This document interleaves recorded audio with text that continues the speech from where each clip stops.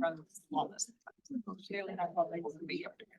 Okay, great. I think I'm having that kid. Perfect. So that ties into. Also, the housing one.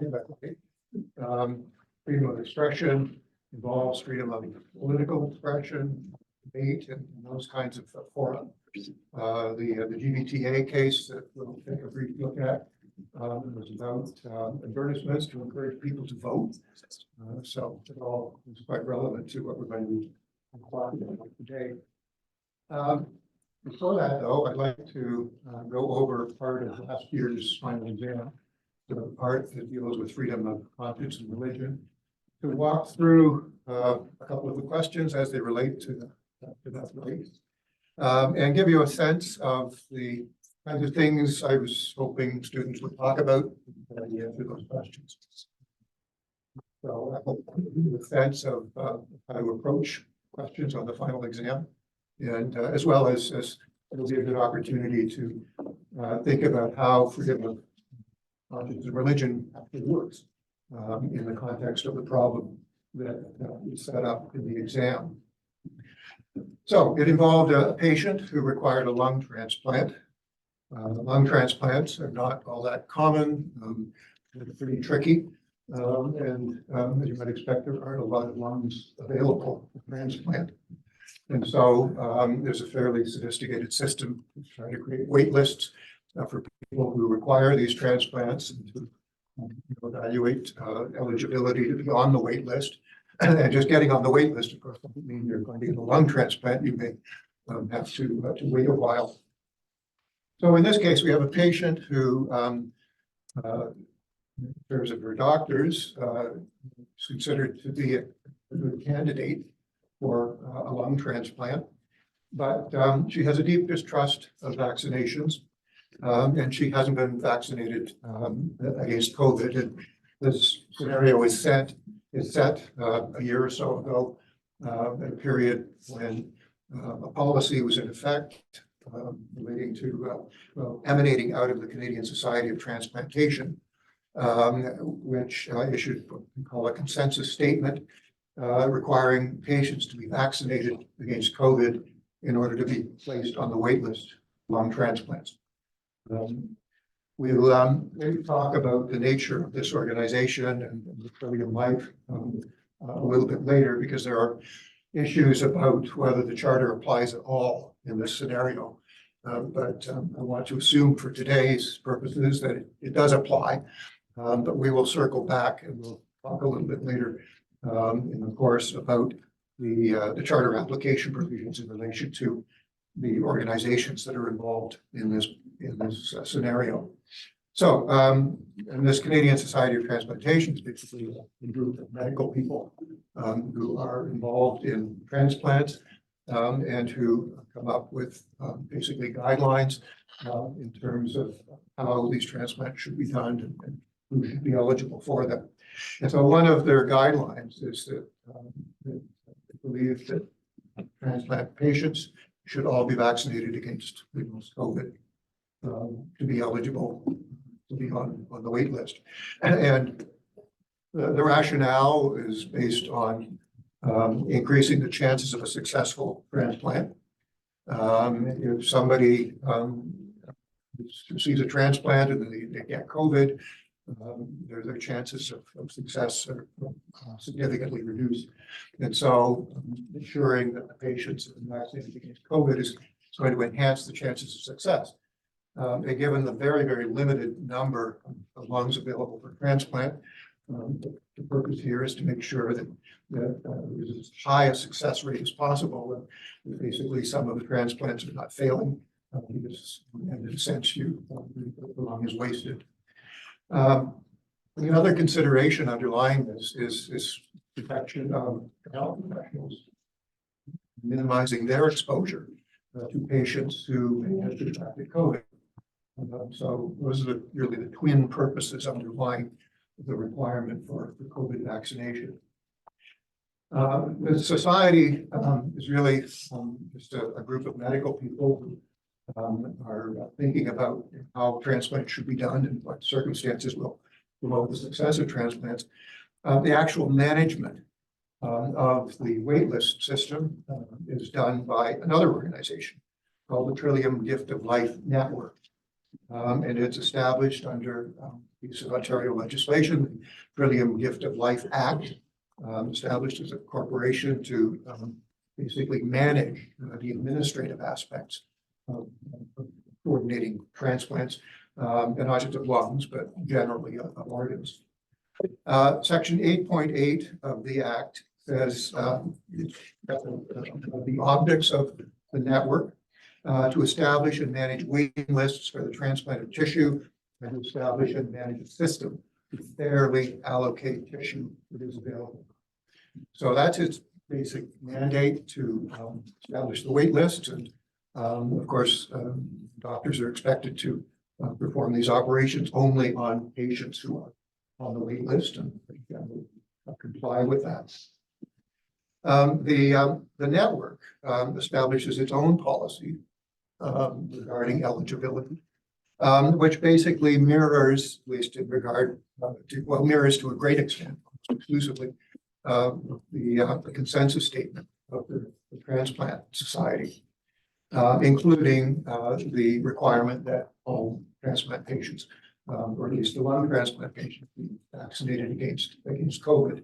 It allows some exceptions on the basis of medical basis. So, if there's some medical reason for vaccination should not be considered to a patient, for example, they would have an adverse reaction to the vaccination, then there's scope for granting an exemption in those cases. But that's the only basis for granting the exemptions, is purely that the vaccination would pose a medical risk to the patient.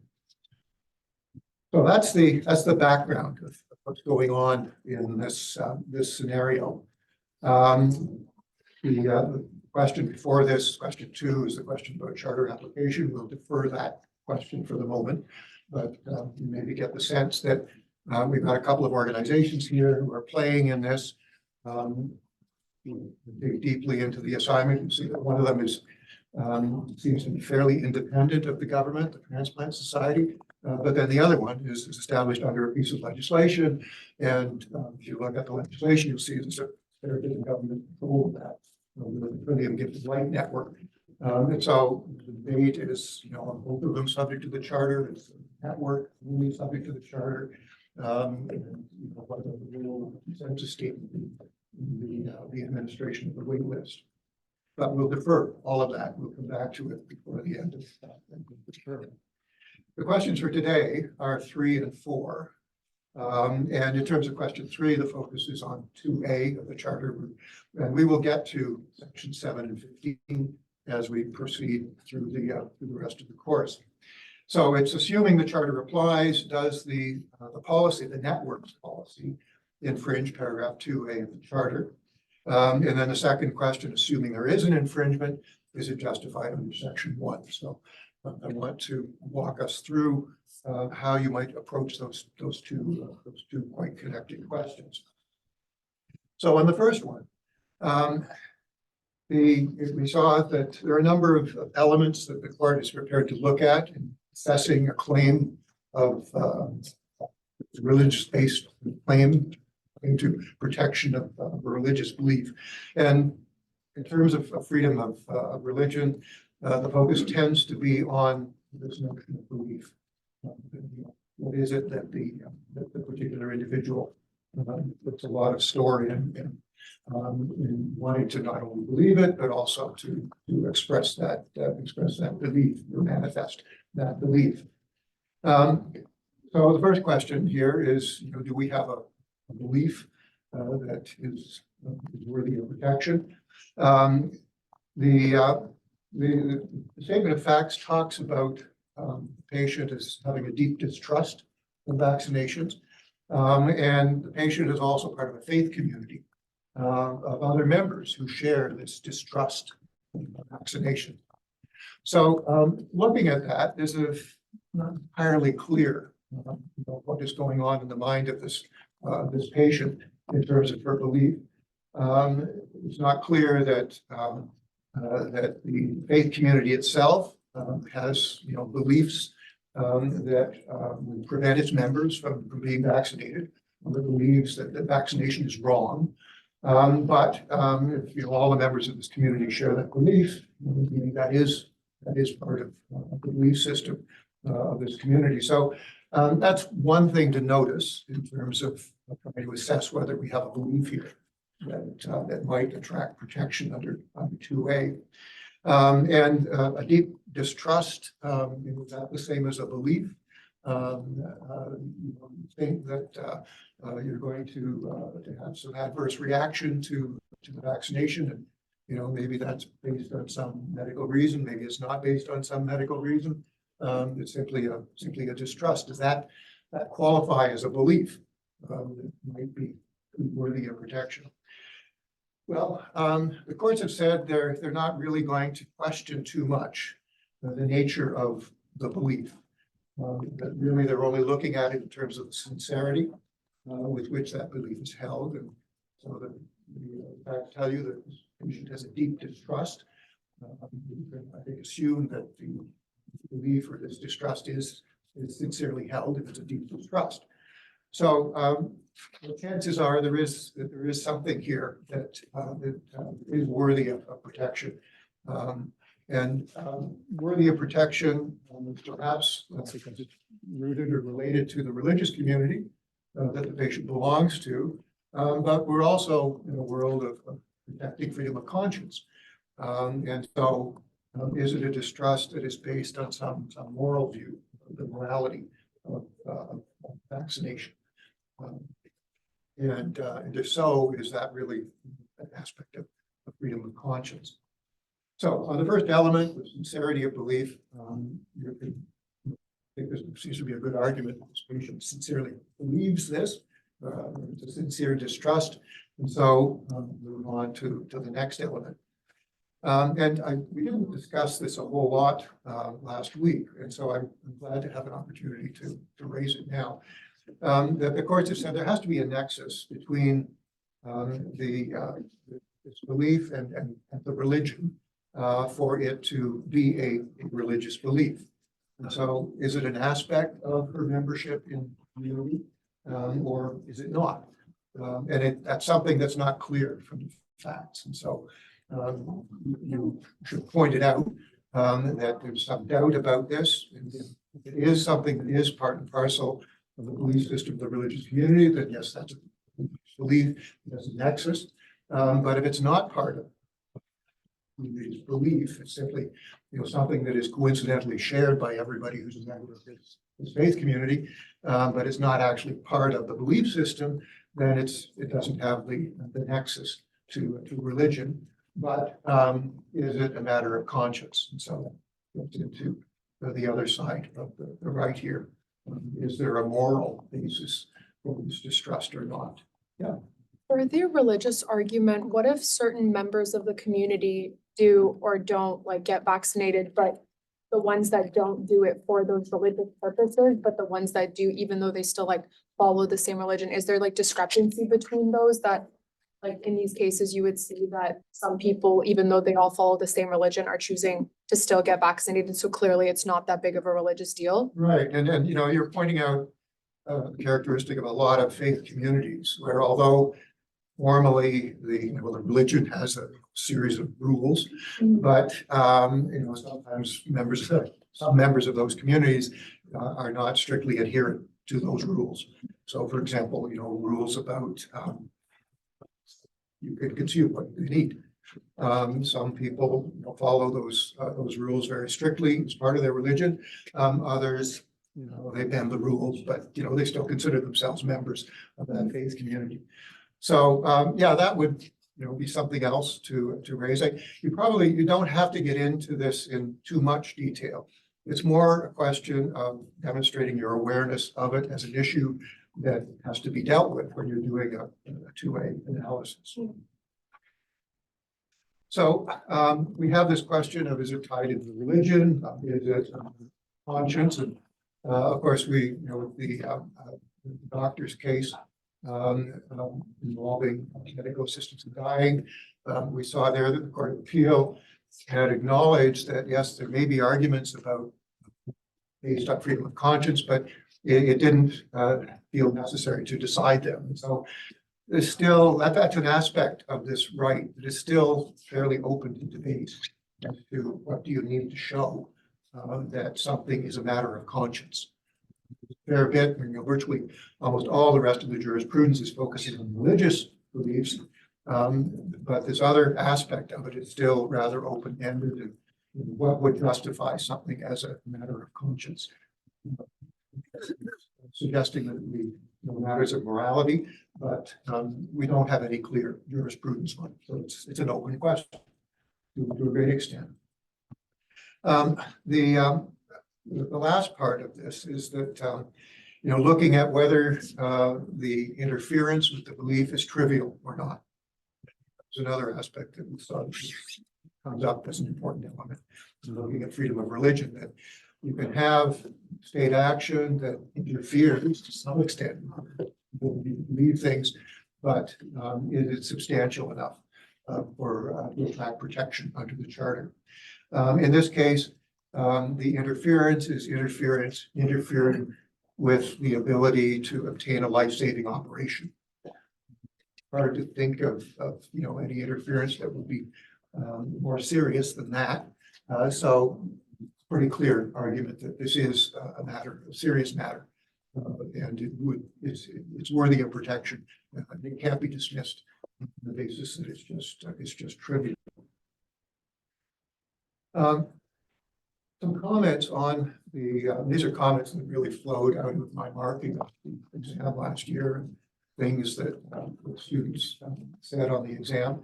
The three main cases that we looked at last year that have a bearing on all of this were Tunaha, the Christian medical case, and the Toronto celebration case. And so using those as a basis for argument was very, very useful and to support various elements that I've outlined to the previous slide. Many students assumed that there either was or was not a nexus between the patient's mistrust and her religion. And as I was suggesting a few moments ago, that's something that you shouldn't have just assumed. That you notice that there is some doubt about this, and if there isn't a sufficient nexus with the religion, then that puts you into the world of conscience. And so, really, I was looking for a discussion of both of those aspects, and an answer that focused exclusively on religion, nothing about freedom of conscience, was going to be an incomplete answer.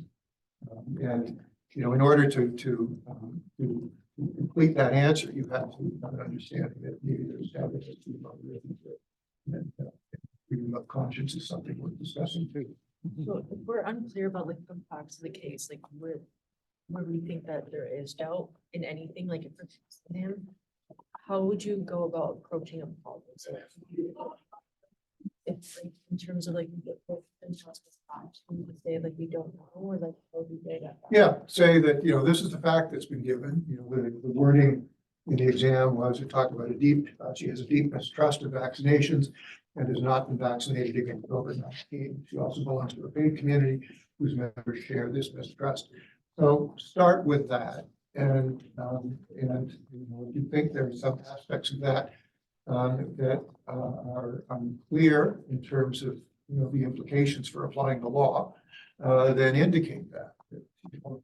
If this is a mistrust that is not rooted in a religious belief, then she can't really assert that as the basis for protection under 2A. So that was the point. I guess I was looking for on that.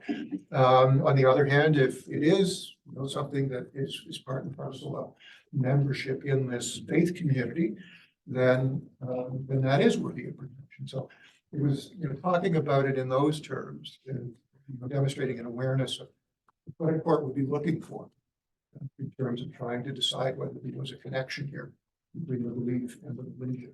So in the exam, it has to be very, very like, because when I see the word shares, I would be under the assumption that the religion is backed up by religious belief. So what wording should we like look out for? Sorry, knowing for sure, like how do you know whether the nexus or not? Well, you don't.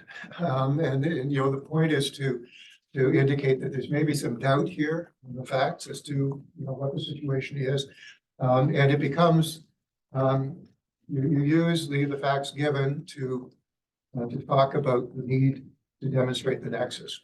So the main point is to talk about this and try to reason about whether there is a sufficient nexus or not.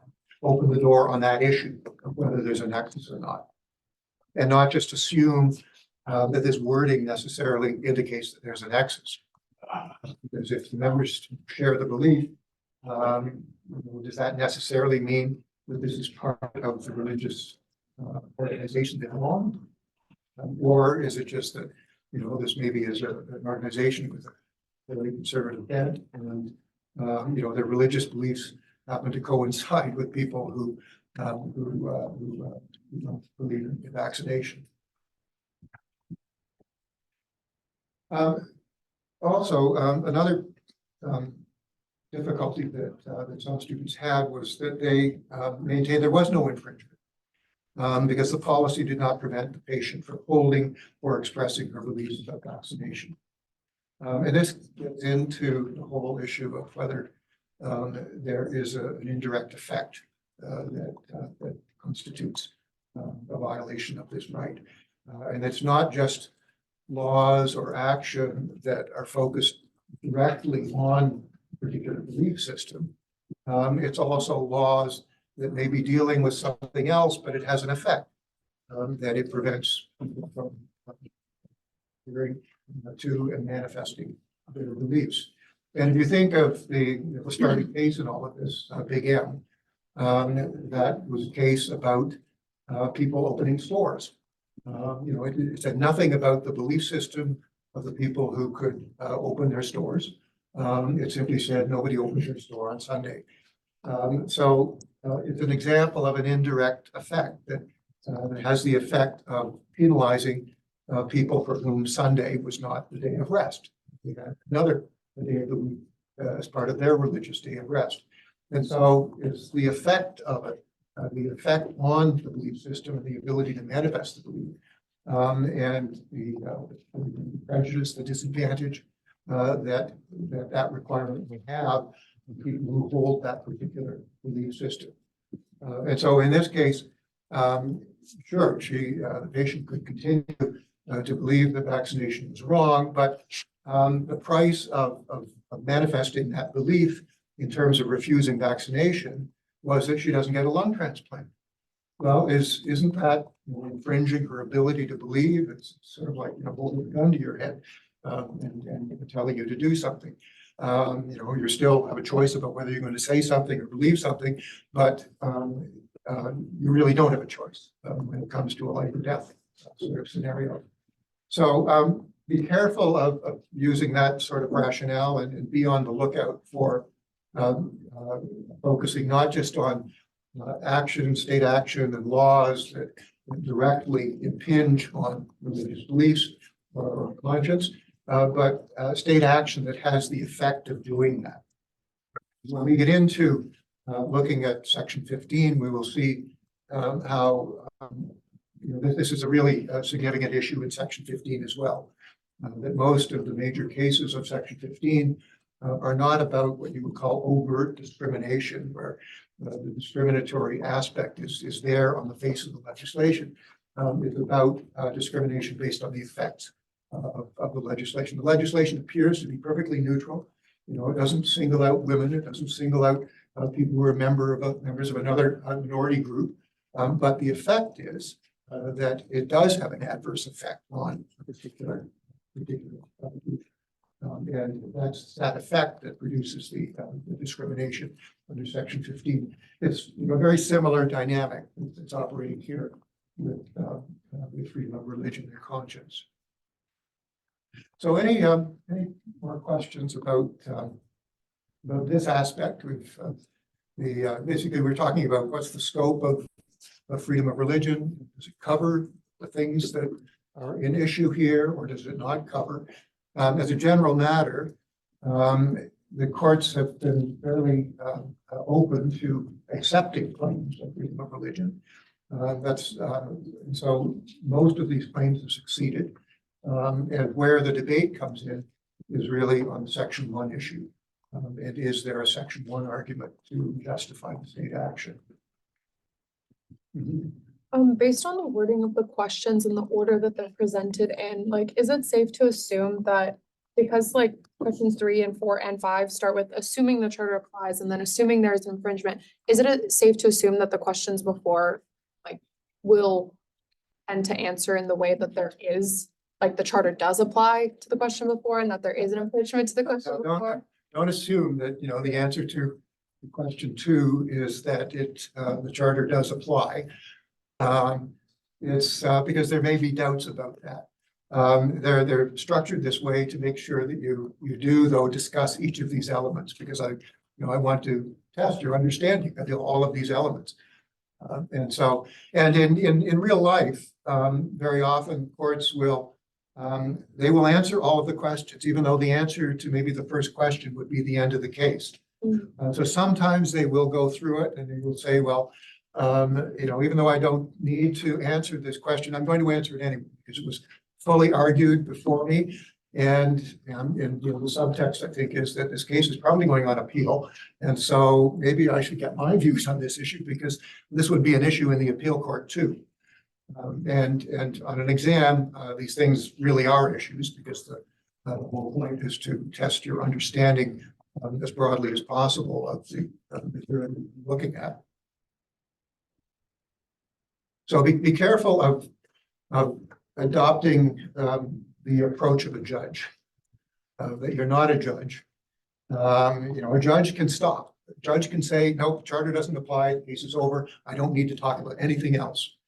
And that's really dangerous on a law school exam, because you may be missing out on a lot of marks that you could get on all of those other aspects of the question. And if you don't answer those aspects of the question, it's very difficult to give you the marks. Just as a follow-up though, like, is it okay to give an answer that's not distinctly yes or no? Like when it asks, does the policy infringe these sections? Like, is it okay to say it could or it couldn't?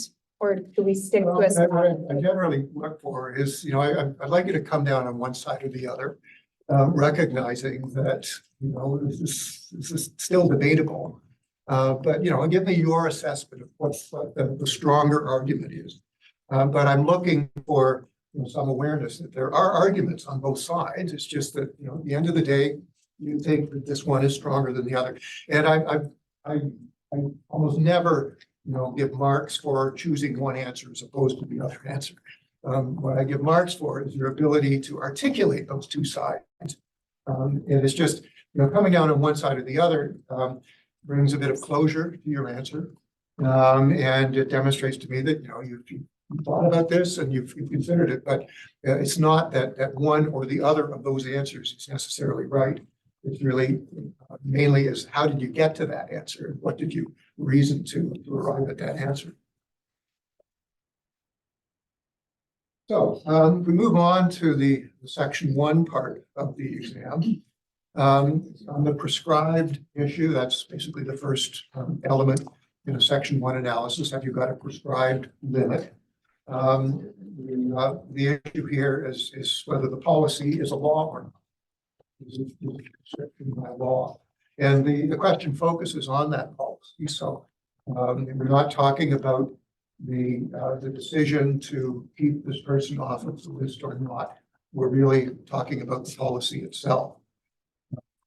And so here, is it a law? Well, the policy is enacted by a governmental entity, and this assumes the answer to question 2 is that the charter does apply, and this is a governmental entity, the network.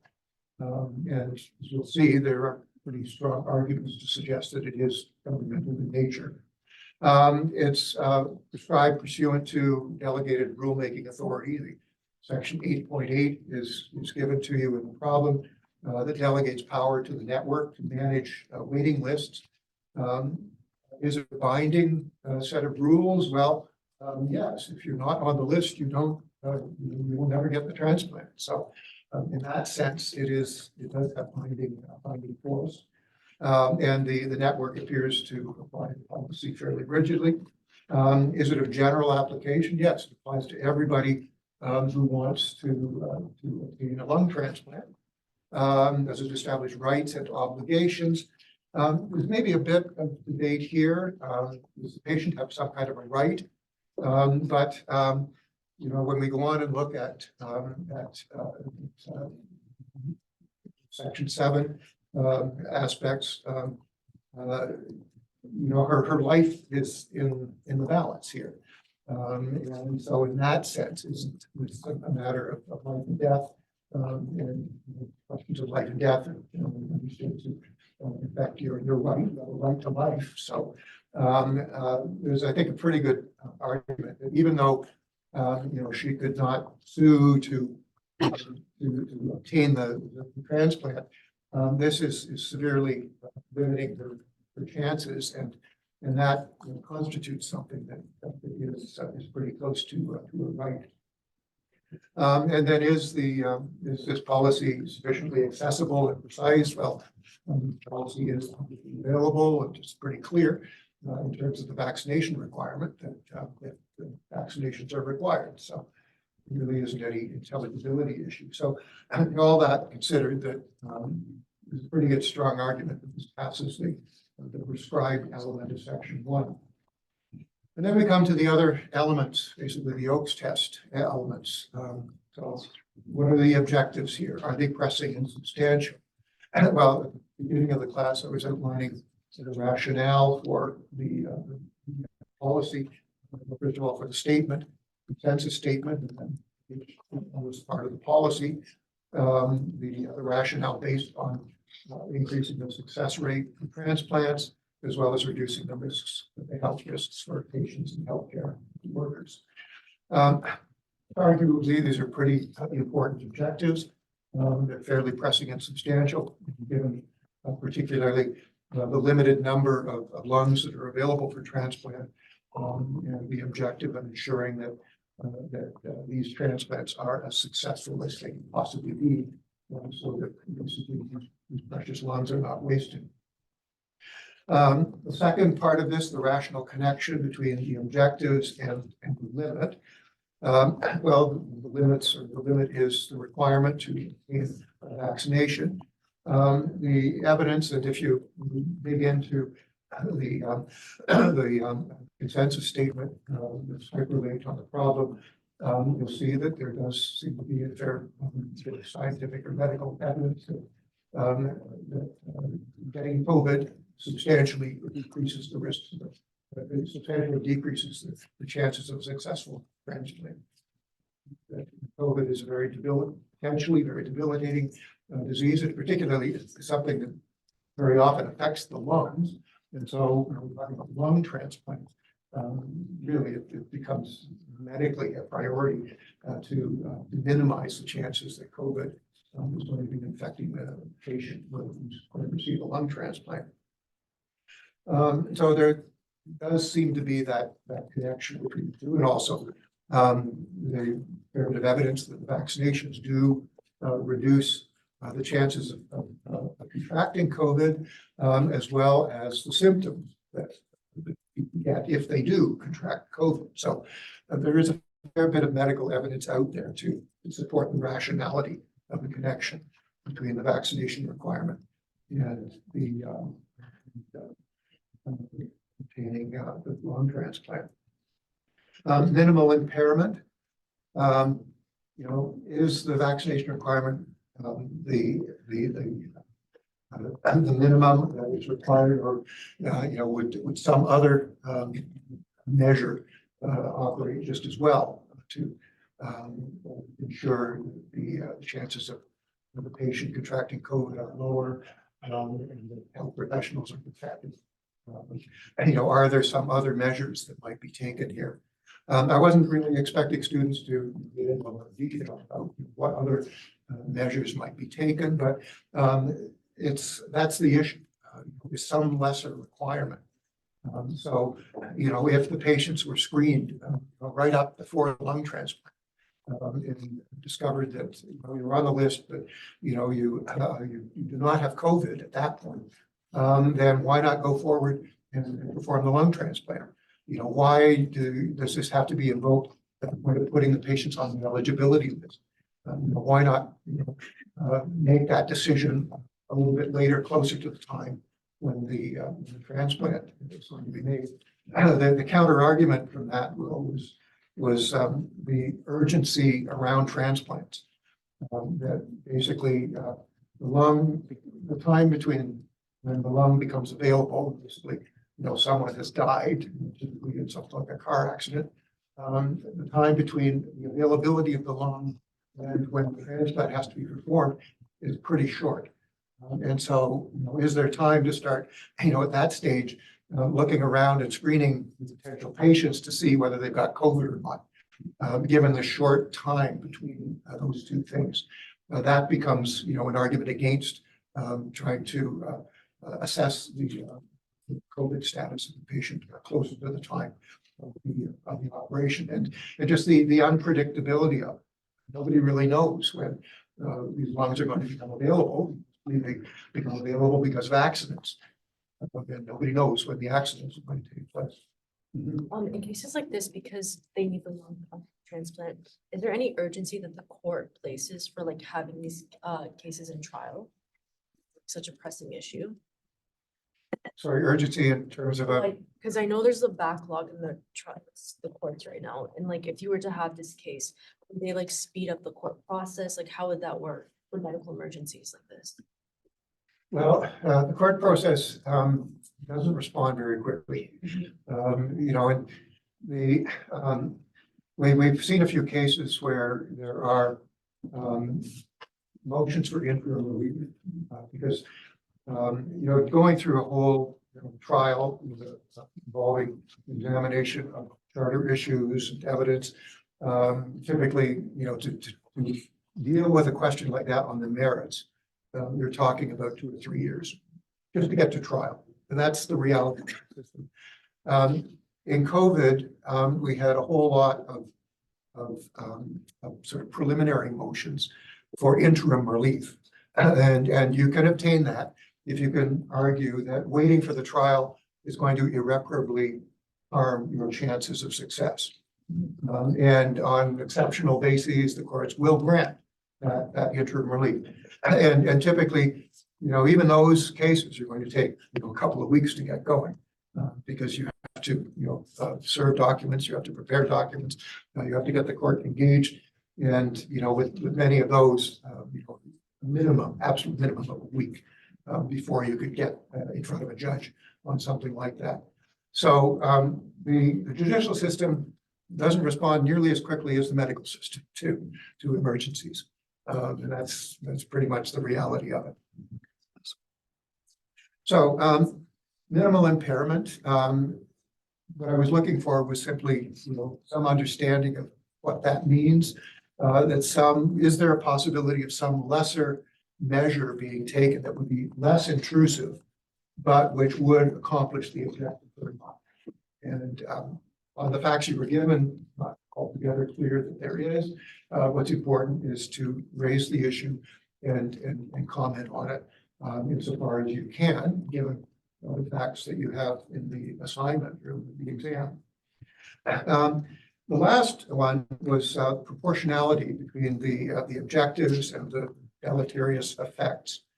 And a number of students sort of confuse this one with the rational connection factor, but they are quite distinct. Rational connection is that you have this limit, and is the limit, does it stand any chance of actually achieving the objective? Is it somehow rationally connected to the objective? But the proportionality is you've got the objectives, but now you are weighing the harm that those measures are going to inflict on the rights holder. And, you know, how do you know, who comes out on that balance? So you really are balancing two different things as distinct from the rational connection. And here, I think as I mentioned last week, an aspect of oaths that is probably the most political of all of these, because you're weighing social values. What's more important to society that we have more successful lung transplants, or that we protect people's ability to believe that vaccinations are harmful to them. I mean, which of those is more important? And on this one, it's maybe a little bit more debate. This one, although my sense would be that if it were to come before the court would probably come down on the enhancing the success of lung transplants and basically the overall benefits for society as opposed to the protection of individual beliefs about vaccination. And I base that really on my analysis of a lot of the litigation that came out of COVID, all of the vaccination cases that came before the courts in COVID, and very few of those cases ever went to trial. These are all largely cases, preliminary stage, where somebody was trying to get relief to prevent the application of the vaccination requirements. And in virtually all of the cases I saw, the courts refused that interim relief. And I think a large part of that was that they were prepared to give the benefit of the doubt in terms of weighing this proportionality issue, to give the benefit of the doubt to the government, and saying that this really is a socially beneficial objective, and it has to outweigh the harm that it might do to the individual rights of people. So that's walking through what you might do with this aspect of the problem. Any questions before we move on? We'll be coming back. We'll be going over, well, the section 1 arguments. I'm going to be going over them again in terms of section 7, in terms of section 15. And we'll see that, there may be a few variations in how section 1 plays out with those rights because of the way the courts have either been very generous in recognizing a violation of the right, or have they been very strict, narrow the scope of the right. Yeah. I noticed there was a preliminary question about something related to the call to action model. Right. Should we expect? Yeah, I'll come back to that one as well before the end of the course. But yeah, that's there again to give you a sense of what that first part of the exam would be about. Something tied into the calls of action. Yeah. I'm not sure if this might be the case, but say, for example, if there is a section 2 a violation, but it survives the Oak test, so there's a charter infringement, but it's justifiable. Is there any other section 24 remedies go after, or is that kind of the end of the story? Well, that's the end of the story. If this is a reasonable limit for free and democratic society, there's no remedy for that. You only get the remedy if it fails on that test. And you succeed on asserting the right. So you have to do. More so if there's unreasonable search and seizure or whatever, but then a judge, for instance, determines that to be a reasonable limit. So it survives the charter challenge. And it could be a section 24 remedy, I guess, to reduce the period of incarceration or something like that. Yeah, no, I don't follow, because if there is no violation, then there's no basis for a remedy. But we will see that sort of the opposite happens. Sometimes there is a violation and the remedy seems pretty thin. For example, in Little Sisters, we'll see that as an example when we come to that at the end of the course, where the court found there was a violation of rights there. But it essentially declined to grant any substantial remedy for the violation of the right. Well, on to 2B, which is freedom of thought, belief, opinion, and expression, including freedom of the press and other media communication. The jurisprudence here focuses really exclusively on expression. It doesn't really look at freedom of thought as an independent right or freedom of belief Well, belief is here. We've seen it, of course, as a critical element in freedom of religion. And the same thing with opinion, there's no focus on freedom of opinion as an independent right.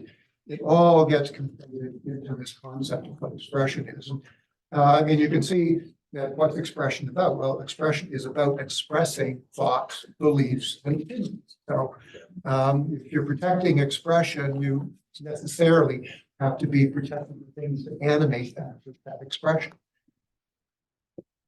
And also, it's going to be kind of difficult to imagine measures that are not constraining expression, but they just constrain belief in and of itself.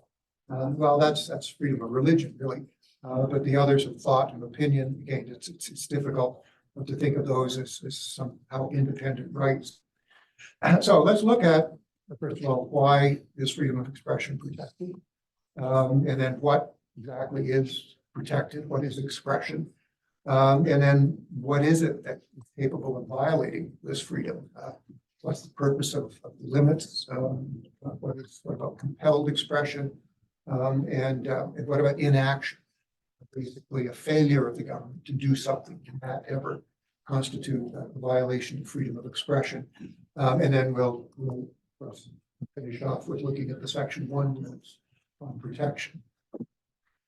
Irwin Toy is really the starting point in terms of the Supreme Court case law on freedom of expression.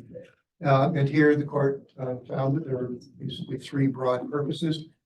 Truth finding, that people, discover things, they establish the truth of things, they create information about things by expression, by communicating with one another. That is fundamental to establishing your understanding of the world around you.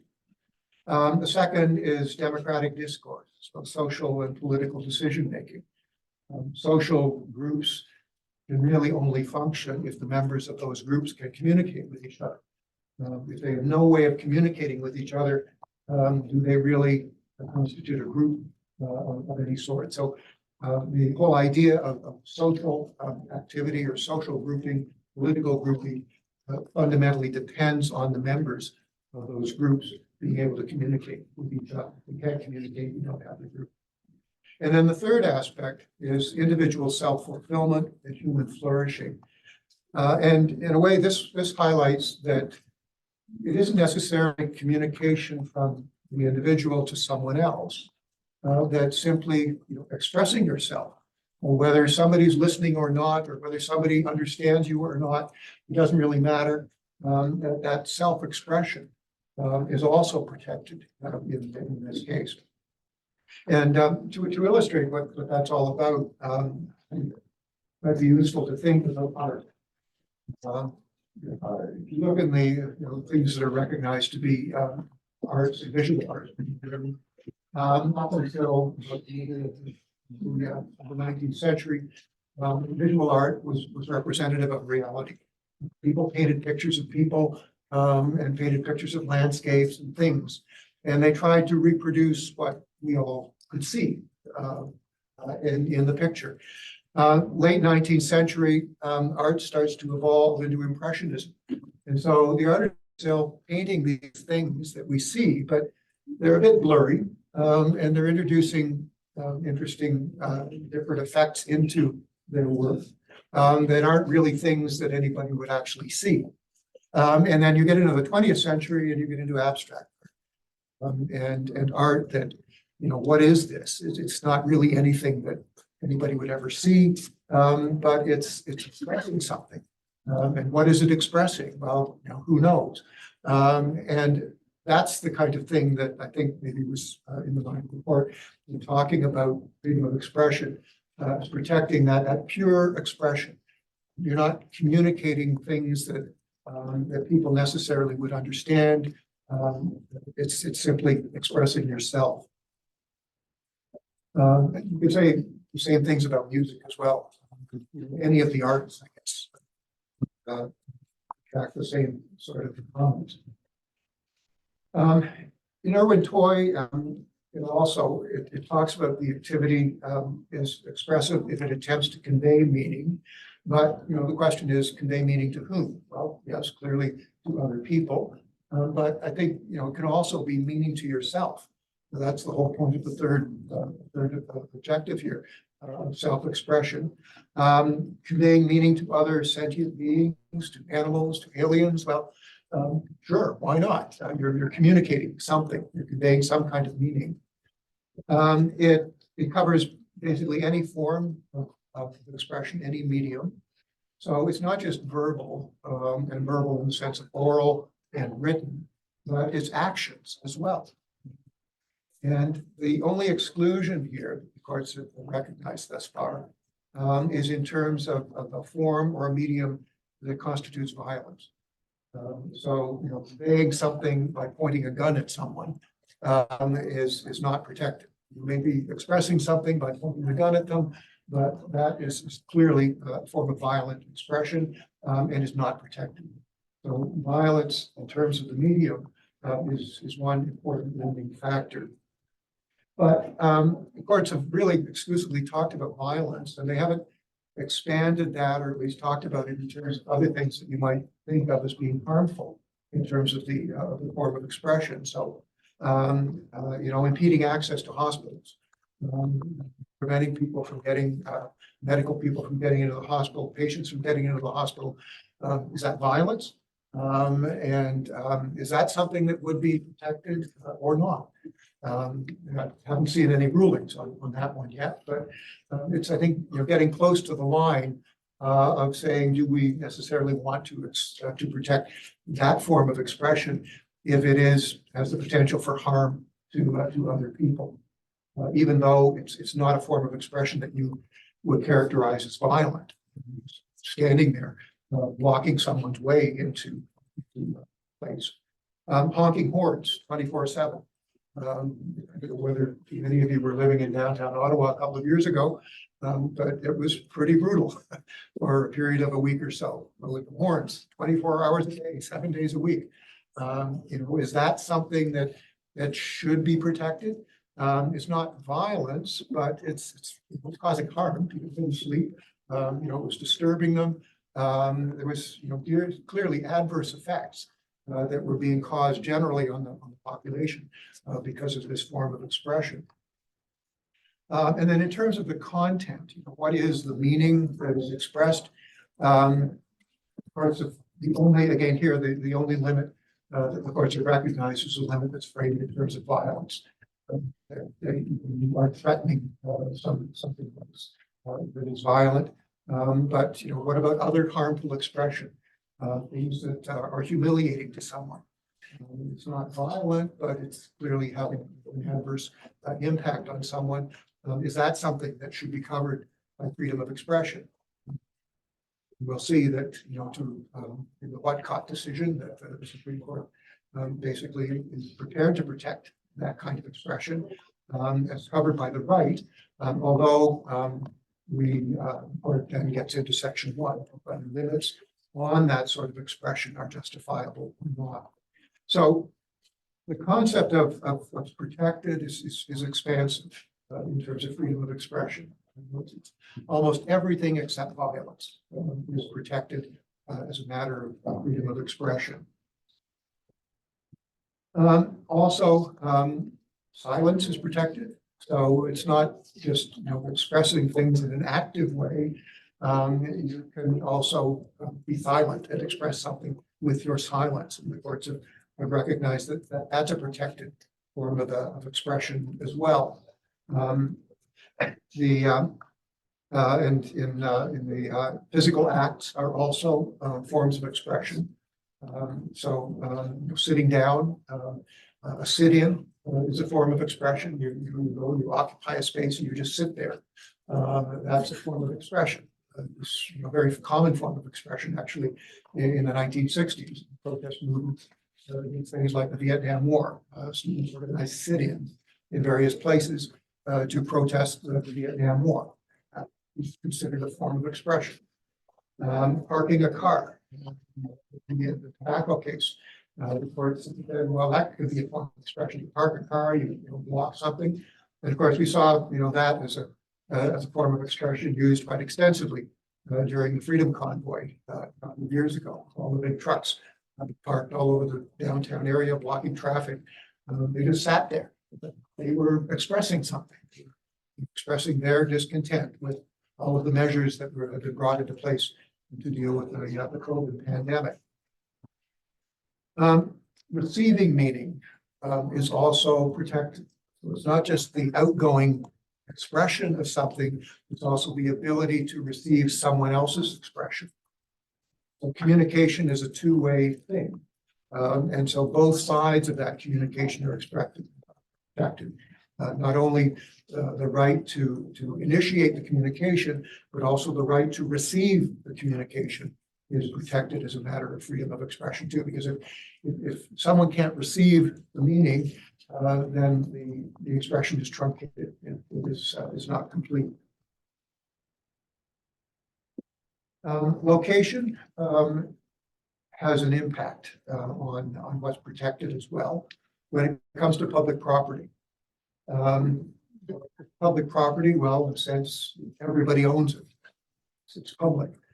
And so the arguments are stronger that people should be able to go on public property and do things on public property because it is public. Things that they would not be able to do on private property because they're violating other people's rights to private property. And here the courts, in cases like the Commonwealth of Canada, they said, well, it really depends on a couple of things. First is the primary function of the property. So some public property is closed off from the public. You can't walk into the Prime Minister's office. It's just unannounced and you don't have a right to go in there.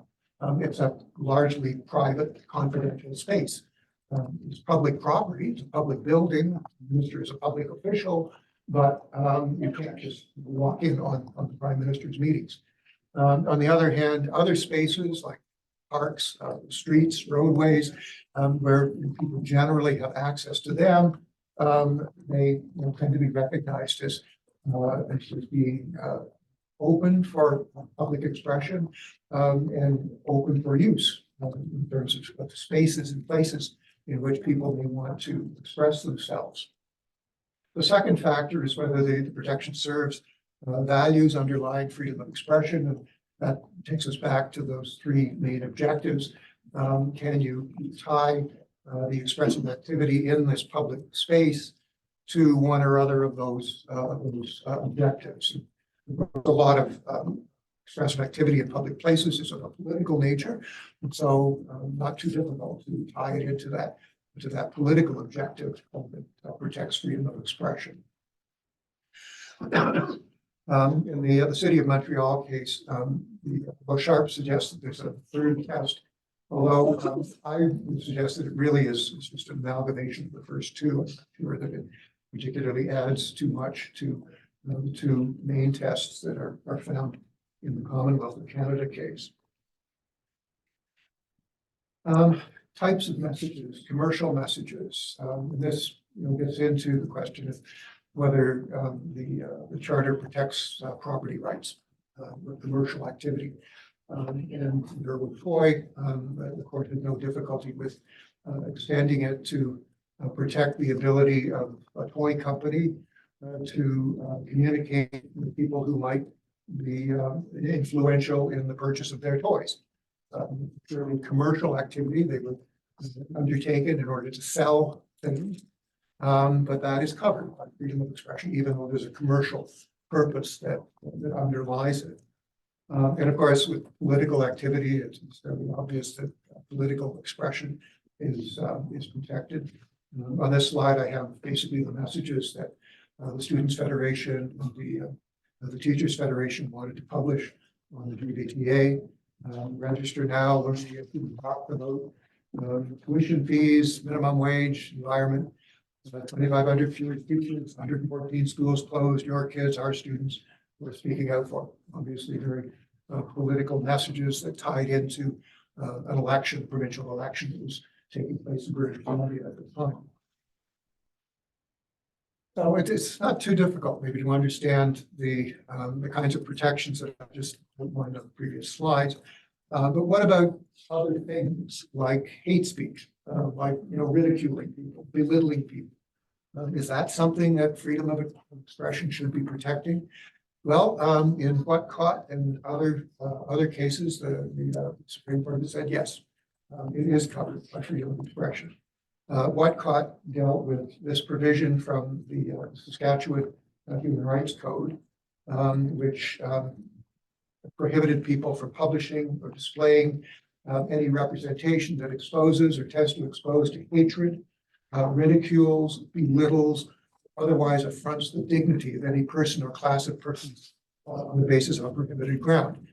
And what Mr. Whatcott was doing was unquestionably expressing his hatred, his ridicule, his belittling of people who were gay. He was expressing his profound objection to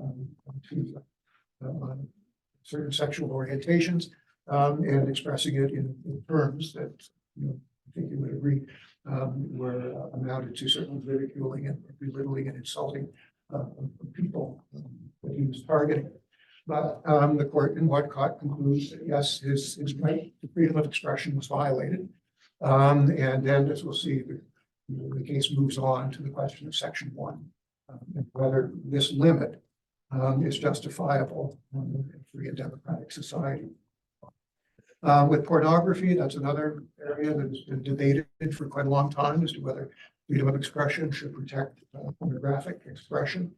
And here, basically, the Supreme Court said, yes, it's protected as long as it's nonviolent. So you still have that limitation of violent sorts of expression, but it's not violent, it doesn't involve violence.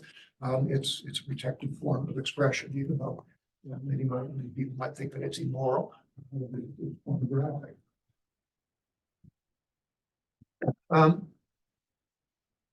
In Irwin Toy, it also talks about two types of infringement. So moving on now to talk about, well, in what sense is freedom of expression infringed? Yeah. So I just had a question about hate speech. From what you see in the media, especially like American media, they make it seem like Canada has extremely strict and oppressive hate speech laws. How often is Section 1 actually used? It's a common thing, because I feel like I see it all the time and I don't think these people are stopped. So there aren't a lot of cases, but actually Mr. Whatcott, if you know Bruce Mann, he's been pretty active. And he's been prosecuted a fair bit, a fair bit of case law about all of his activity in various places. And how the government is trying to shut him down and pops up all over the place. The other example is involving basically Nazism and speech promoting hatred of Jews. That's the other area where there's been a bit of litigation as well. And those have been basically prosecutions of people for hate speech. So yes, we do in the criminal code have criminal provisions that criminalize it, but it sets a fairly high bar. And as we'll see, we look at Whatcott, the core of what the court finds protected. Sorry, the core of what the court finds justifiable in terms of this provision is the prevention of hatred.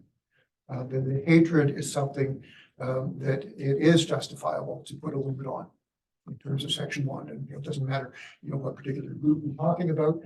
If you are expressing hatred towards that group, that is not that a limit on that expression is generally speaking justifiable. So that's the scope of our limits on freedom of expression. But also in Whatcott, the court said the aspects of what he was doing didn't rise to the level of hatred, and there's a bit of discussion about what exactly is hatred. But if it doesn't rise to that level, it's merely insulting or belittling or ridiculing, then it is protected. And you can't suppress it in terms of a reasonable.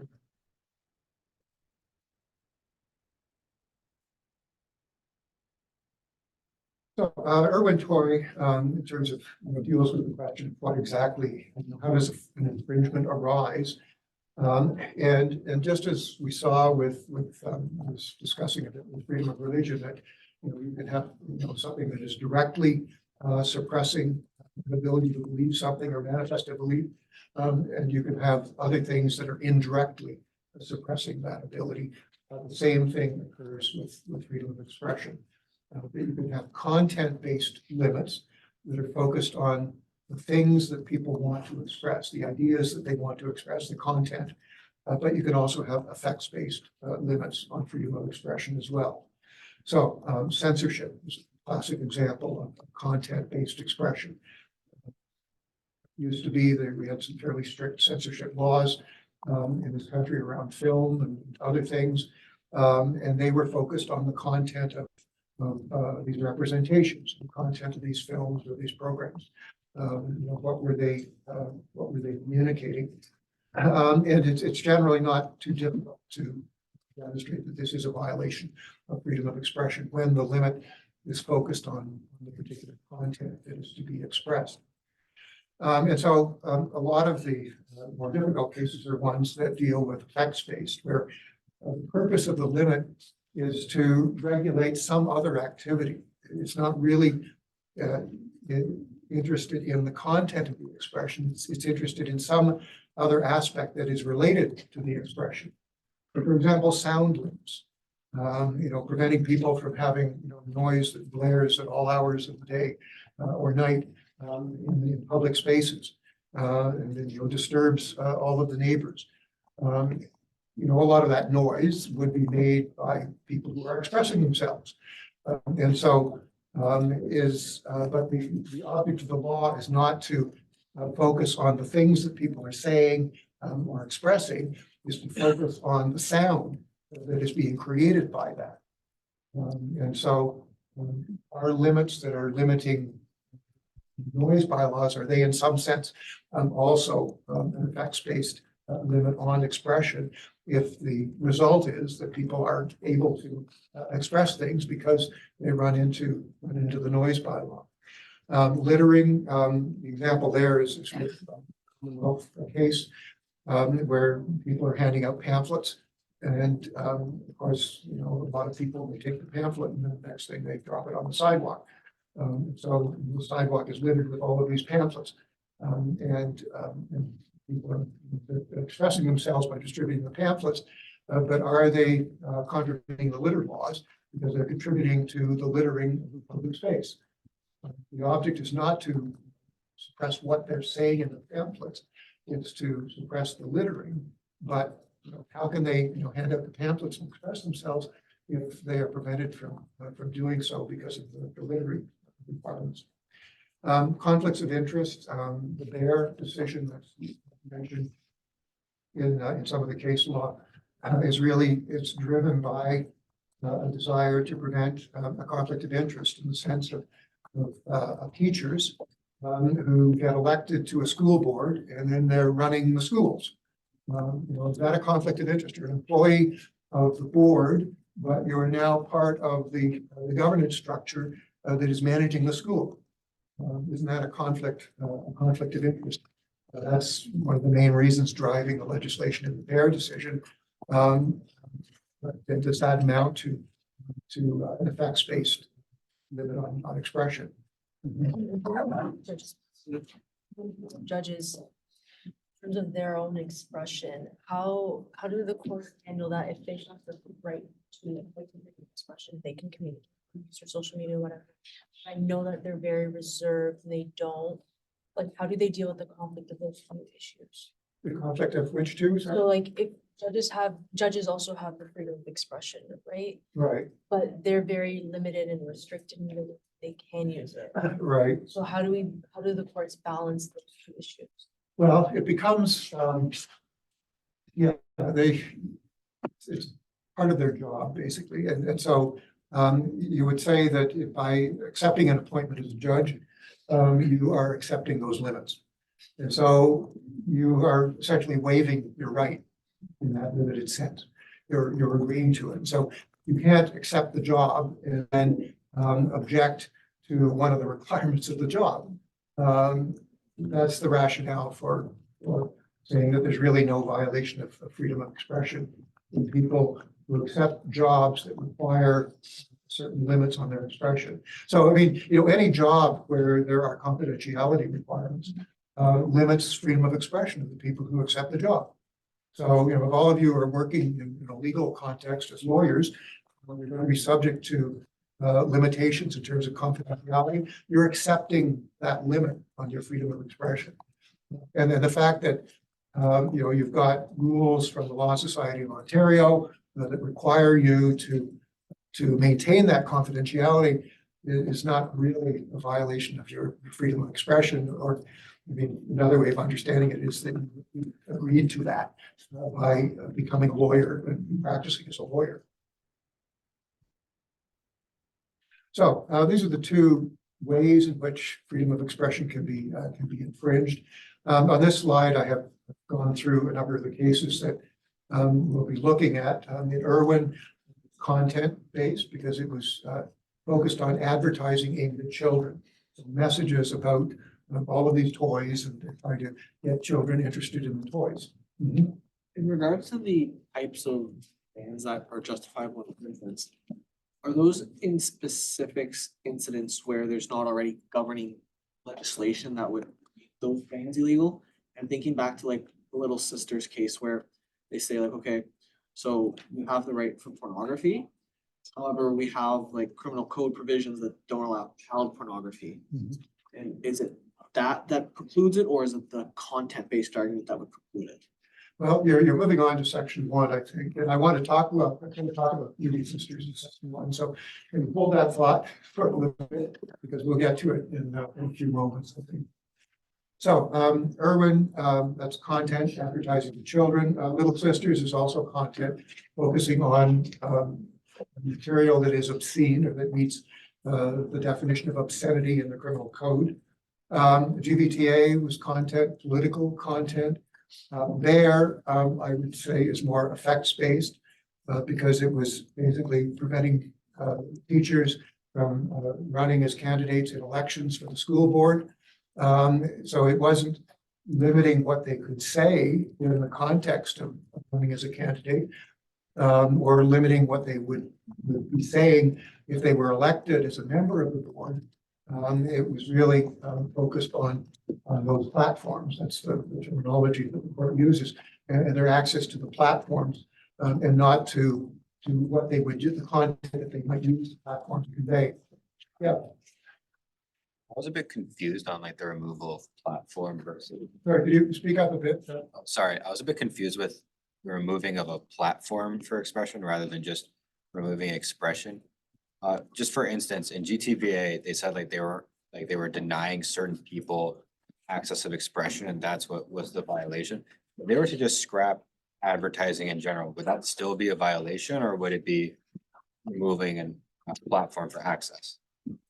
Well, the whole notion of a platform is a bit debatable. And in the City of Toronto case, the majority characterized it as a claim for access to a platform to be able to run in a certain kind of election.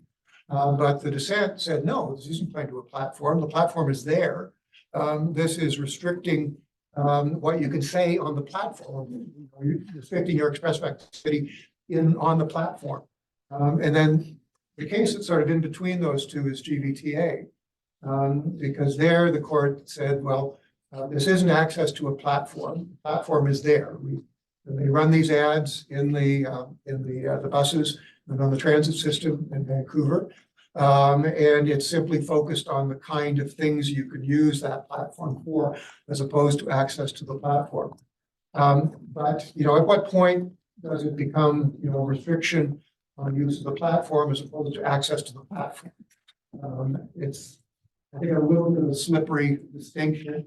And you see how debatable it is in the City of Toronto, because the court is split 5-4 on whether this is access to a platform or is it restricting your ability to use the platform that you already have access to. But in Denver, the court, the entire court was convinced that this was access to a platform. It wasn't, a restriction on what the teachers could say or how they could use the platform. Because actually it was, completely cutting them out. Say you can't run at all as a candidate. So it wasn't, some kind of restriction on circumstances when you could run or on, how you could run. It was completely denying access to the platform. And then I think Toronto as well is we characterize that as effects-based because the point of the legislation ostensibly was to reduce costs, to amalgamate wards.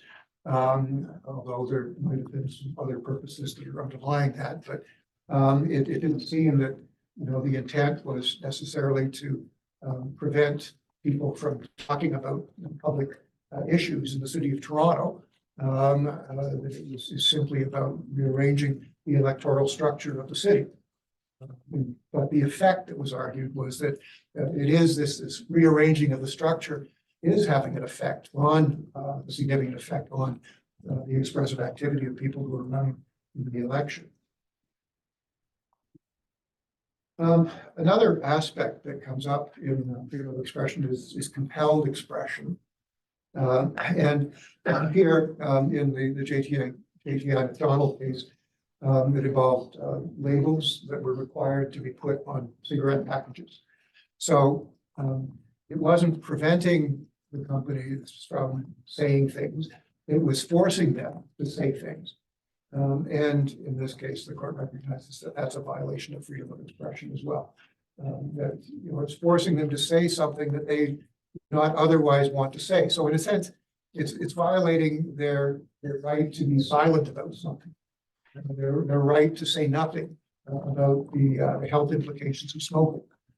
Saying, no, you have to alert people through cigarette packages to the health risks of smoking.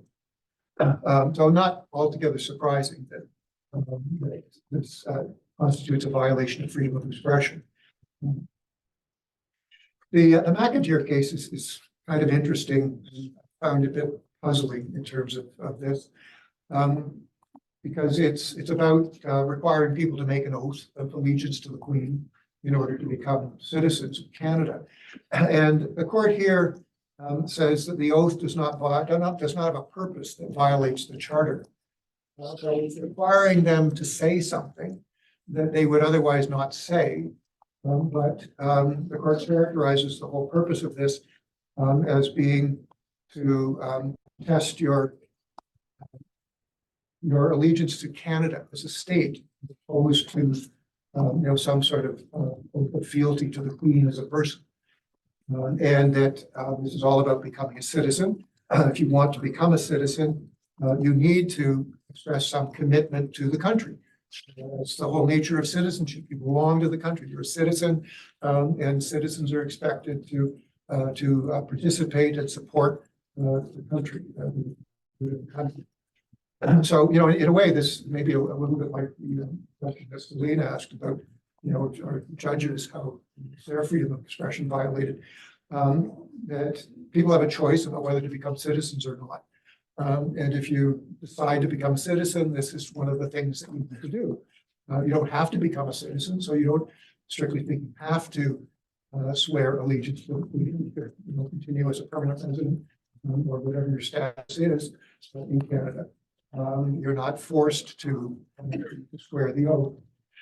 There are limits, though, to that rationale, because in other circumstances, maybe it does amount to sort of forcing people to say things. They really don't have a choice about things. So, for example, in the vaccination case in the exam that we just looked at, we looked at it in terms of freedom of religion. But you can also look at it in terms of freedom of expression, although I didn't ask a question about freedom of expression. So the patient in that case, her ability to express her opposition to vaccination would be covered as a matter of freedom of expression, and to express it not only in terms of talking about whether vaccinations are right or wrong or good or bad, but also in terms of refusing to have a vaccination. So, just as a sit-in or silence constitutes a matter of expression. So too, a refusal to be vaccinated is essentially an expression of views about belief in vaccination.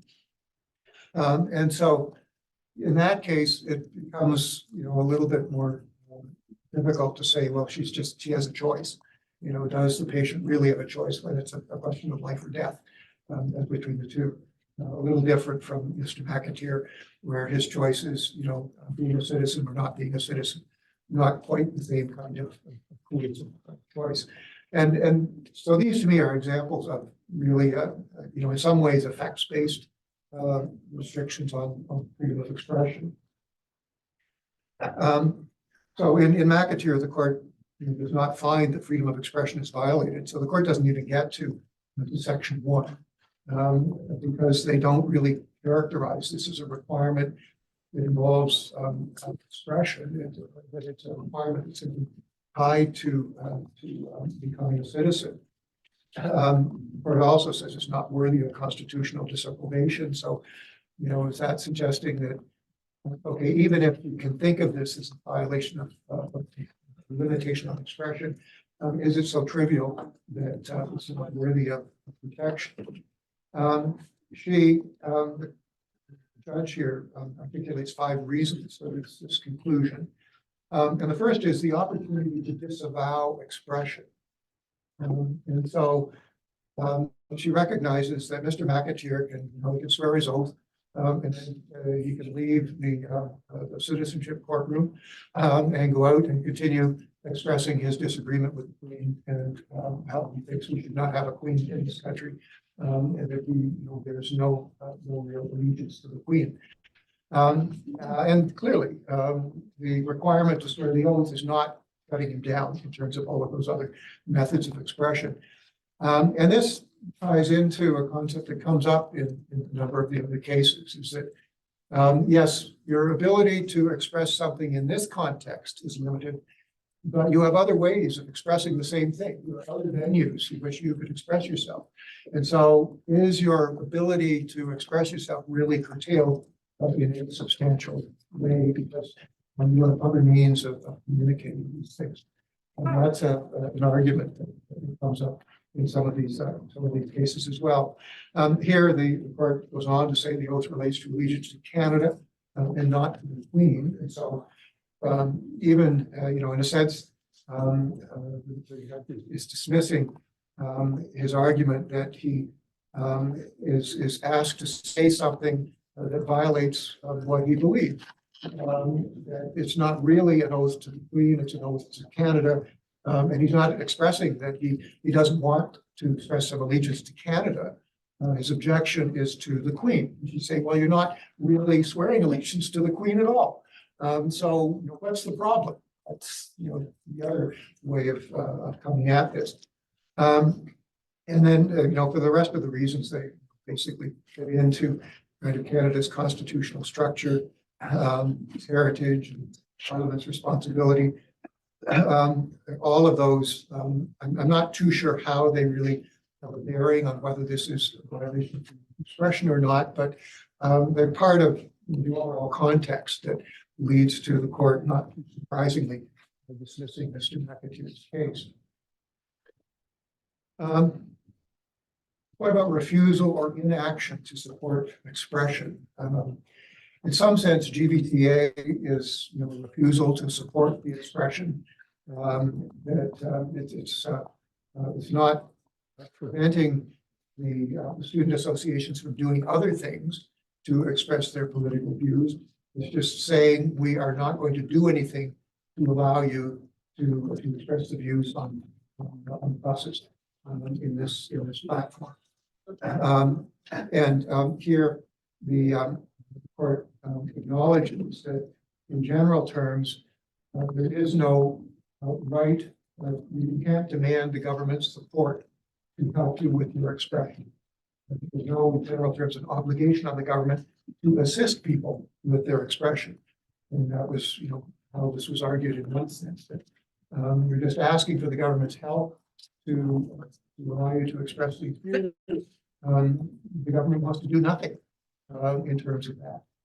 And so how can that be a violation? How can there be a positive obligation on the government to help you to express things? If you're arguing that, you're arguing a positive right. And so the court begins by saying that in general terms, there is none. That we don't recognize that sort of obligation on state actors to provide that kind of positive support, except in the limited circumstances that were outlined in the Bear decision. Talked about already, in terms of the elections to the public school boards in Alberta. And here it's framed in terms of access to a platform and whether the government has to basically provide access to that platform and open it up. In Bear, the court articulated a series of requirements to justify access to the platform or to force access to the platform. First of all, the claim is grounded in a fundamental freedom of expression rather than an access to a particularly statutory regime. So you've got to really tie this into the purposes of freedom of expression and to the expressive dimension of what you want to do. And then the claimant has demonstrated exclusion from the regime as the effect of substantial interference with 2B freedom of expression, or has the purpose of infringing freedom of expression. And then the third is that the government is responsible for the inability to exercise that fundamental freedom. And here in Bear, the court concluded that the teachers had not met the first two requirements, that what they were asking for was not fundamentally related to their ability to express their views about anything. It was about their access to a platform for expressing those views. The government has not necessarily any obligation to allow them onto the platform. The second part that the court didn't find was a substantial interference. And a lot of that was rooted in the fact that the teachers had lots of other ways of expressing their views about the educational system. Being able to run in an election for a public school trustee, be member of a school board was not the one and only way to express your views about the educational system.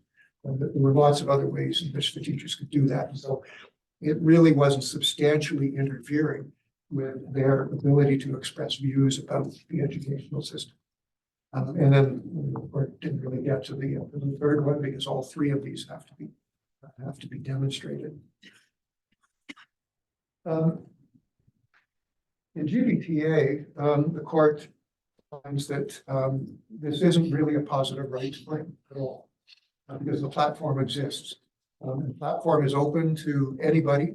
It's just that there are some restrictions on what anybody can advertise on the platform. And the problem is really with the restrictions and not with the platform itself. And insofar as those restrictions are restraining political speech, and not just political speech for the claimants here, but for everyone in general, the restrictions are a violation of freedom of expression. So it distinguishes Bear. This is an access to the platform. This is you're on the platform, and these are some rules about what you can and can't do on the platform. And then, as I mentioned in Toronto, the Toronto case, the court is divided on the issue of whether this is access to a platform or is it infringing the rights of people who are already on the platform and preventing them from expressing themselves effectively as they might otherwise. The majority couches this in terms of a positive rights claim. It applies the Bear criteria, and it finds that there is no justification for recognizing a positive right here to an election that is based on the old division of the Lords in Toronto. The dissent concludes the opposite. They said that no, this is interfering with the right of people to participate in that election. They began the election on the assumption that there were 49 wards and that they were fighting an election in relation to relatively small geographic area of the city. And then suddenly midway through the election, the ward sizes are doubled because there are now only 25 wards. And now they have to start campaigning for amongst a whole lot of people who weren't part of the initial campaign. And that's interfering with their expressive activity. They had begun the election expressing things on a certain basis, crafting messages that were targeted on that basis. And suddenly the rug is pulled out from under them. And now they have to essentially restart the election. All of that expressive activity that took place before, to a great extent, is now gone for naught, because it was expressed in relation to an election that is no longer really taking place, because there's a different kind of election that's now being run.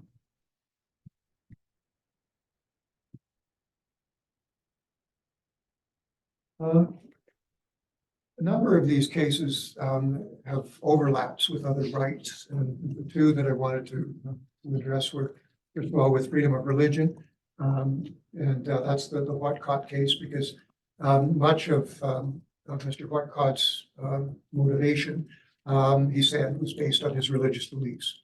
And here the court is looking at that and saying, well, recognizing that there is an overlap between those two, between the protection of freedom of religion in 2A, the protection of freedom of speech in 2B. And that we're going to recognize that, yes, both rights may be violated here.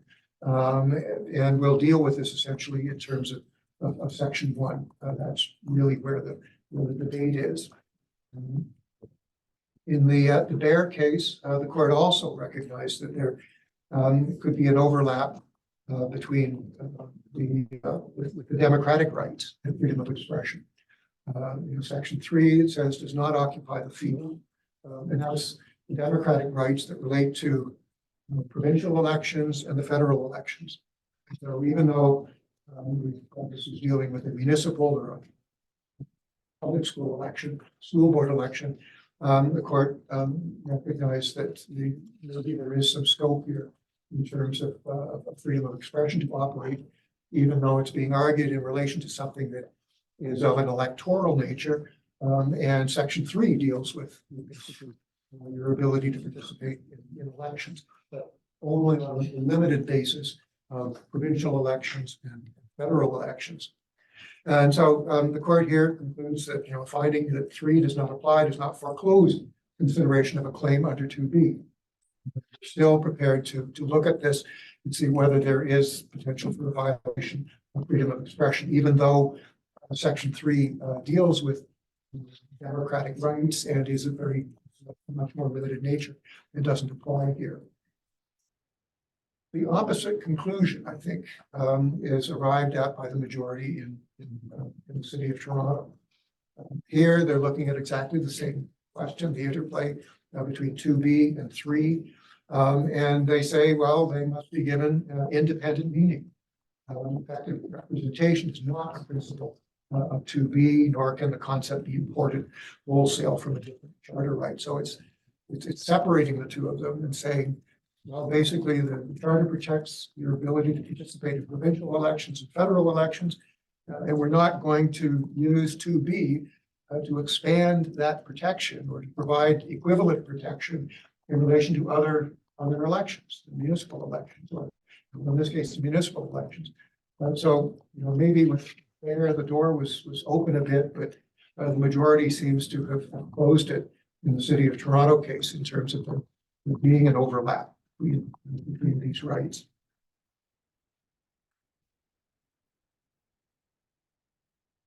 So we've got a fair bit to cover with section 1. So maybe just before I start into that, any last questions or comments about freedom of expression and its scope? You can see it has a lot of dimensions to it. Although in general terms, the courts have been fairly expansive in recognizing that things are protected by freedom of expression, or that certain types of limits do infringe freedom of expression. And the result is that in most of these cases, the discussion moves into section 1. There are very few cases where the courts say, well, like McAteer, where there's no violation of freedom of expression. I'm just a little confused about the positive. Go over that. There's so- Yeah, it's one of the most difficult aspects, I think, to try to wrap your head around. And even the distinction itself between positive and negative rights is a bit debatable. I think to a great extent, it just depends on your perspective and where you're standing, when you're looking at something. And if you look at it from one side, it seems like it's a positive right. If you look at it from another side, it seems like a negative right. And that's really what I think the City of Toronto decision recognizes. That the majority is looking at this claim to go back to the old ward system and to continue the election under the old regime as a claim to provide that. The legislature has decided to sweep it away and replace it with another electoral basis. And this is a claim to restore that basis for the government to provide something that it no longer, well, for the legislature to provide something that it no longer wants to provide. That's a positive claim. You have to provide this. Whereas the dissent in that case says, no, the elections are still run. An election is an election. What you've done is you've interfered in the election by changing the ward sizes.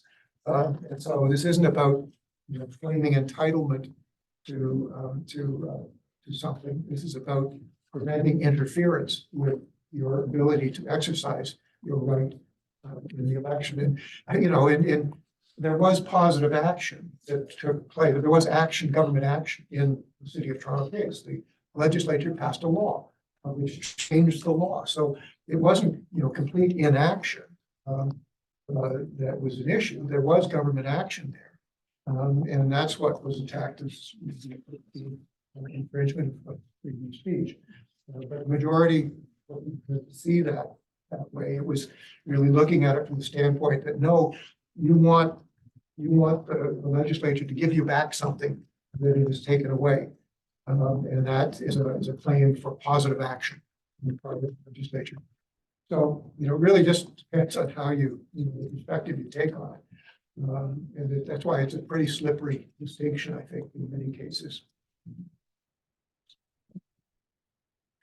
Well, let's see if we can make a start on section 1. We're certainly not going to finish it today. As I said, most of the litigation on freedom of expression gets to section 1, and that's where the real debate comes up. There are many recognized limits on freedom of expression. So laws that protect reputation, the laws of defamation go back centuries and centuries to court. And laws of defamation are basically preventing expression. They're preventing people from expressing things that are defamatory, that are untrue, insulting or degrading to the object of the expression. Judicial proceedings, publication bans, those are very common in a lot of judicial proceedings. Publication ban is a pretty clear violation of freedom of expression. If the media can't publish what's going on in the courts, that's a violation of freedom of expression. But nobody has really even tried to. Well, there have been attempts to try to limit the scope of publication bans, and certainly a lot of these bans are contested. The major media report all the time challenging decisions of judges, but the power to grant the ban itself has never really been questioned on the basis that it is in some cases needed to ensure the fairness of trials and to protect witnesses, basically. Human dignity, pornography, and hate speech limits have been recognized there in cases like Little Sisters and Whatcott. And then public interest refusal to disclose government information. That's another area too, where the courts have not been prepared to, they've been prepared to find that these limits on disclosure of government information are justifiable. In fact, there's a very recent decision in the Supreme Court of Canada on cabinet confidentiality, which recognizes an expansive level of protection for cabinet documents and for things that are related to cabinet meetings.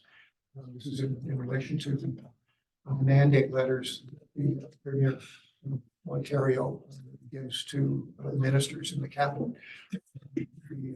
Although in other governments have been publishing the mandate letters, for the recent Ontario government, they have refused, that was challenged, and the Supreme Court has upheld the scope of the privilege as covering all of these mandate letters. It wasn't it wasn't a freedom of expression case. It was about really the scope of cabinet privilege as a matter of common law.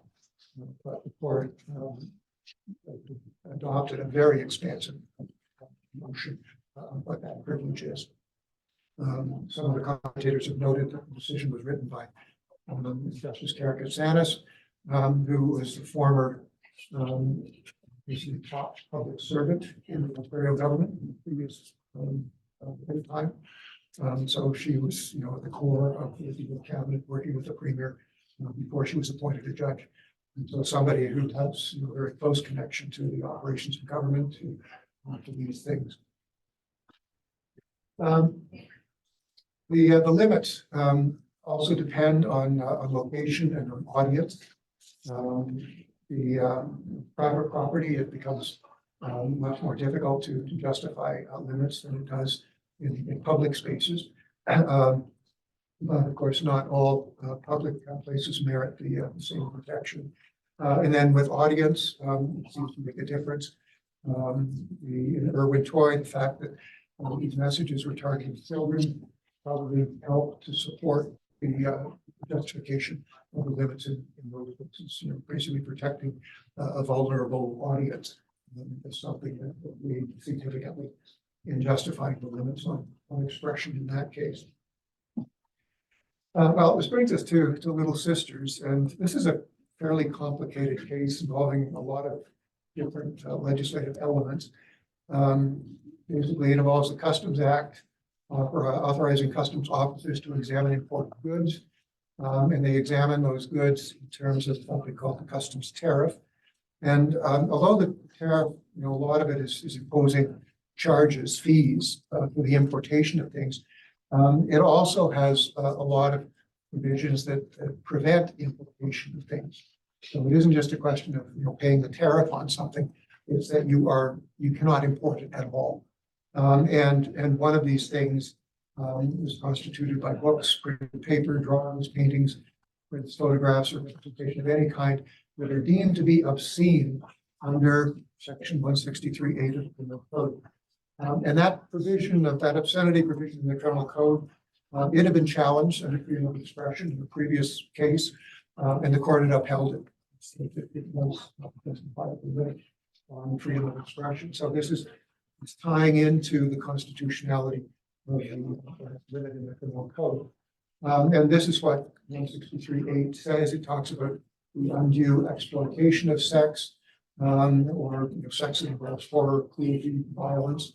So it's not all pornography, it's pornography of a particular crime. The Customs Act also has an appeal process.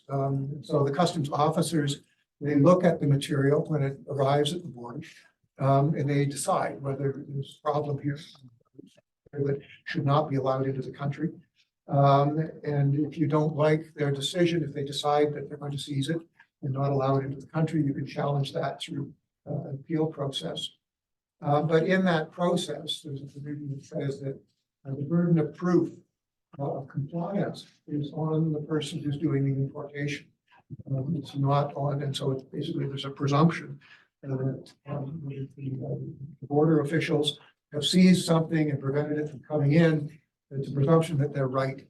The burden of proof of challenging that is on the person who wants to import. So that's basically the legislation that is in play here. In this case, the customs officials apply these provisions to detain gay and lesbian literature. With the plaintiffs, the Sisters Bookstore wants to report in Canada. And they challenged the seizure on the basis of 2B, freedom of expression, as well as Section 15 equality. The government concedes that there is a violation of 2B. This is very clearly it's targeting the content of the expression, the kind of content, and it's saying you can't bring this into the country. And so the whole question becomes section. The majority decides that the legislation violates 2B. It also decides that in terms of Section 1, the reverse onus provision is not justified. But the rest of the legislation is justified. And so the limit is found to be socially intelligible, it's prescribed by law. Basically, that prescribed by law is what the provisions of the previous slides are all about. That's the law. And that law focuses on 163(8). And in the Butler decision, the Supreme Court found that there was a justifiable limit in freedom of expression. The objective is to avoid harm from exposure to obscene material. And there's a rational connection. If you don't allow the material into the country, presumably people in Canada are not going to be harmed by the material. Properly administered, the scheme minimally impaired the free expression. There was some delay, but there wasn't a prohibition, unobjectionable, and that proportionality declares benefits made the restriction on expression. The majority also decided that on the administrative side, there was a violation of it. Although the legislation itself passed the old steps and was a reasonable limit. The way the customs officials were administering the decisions that they were making, in particular the decisions that they made in this case, did constitute a violation of freedom of expression. Now, this is long before Doré and Loyola. We now have the administrative law form of applying Section 1. The court arrived at the conclusion that it wasn't justifiable, but they did not grant any remedy. They just said with a bare declaration that the way you administer this is violating freedom of expression. And now it's up to the government to fix that. And go any further, say exactly how the government should fix it. We'll come back to that issue when but I think the case to a great extent is part of the case has been overtaken by Doré and Loyola. And so for our purposes, really what I hope you understand is the issues in terms of applying Section 1 to the legislation itself and the way various issues in terms of. Well,